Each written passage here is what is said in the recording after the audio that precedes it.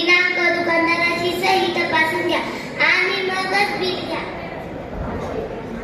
आणि पावती घेताना त्यावर वस्तूचे वजन, उत्पादकाचे नाव, विक्रेत्याची सही आणि तुमची सही करून मगच बिल घ्या. पक्की बिले घ्या, कच्ची बिले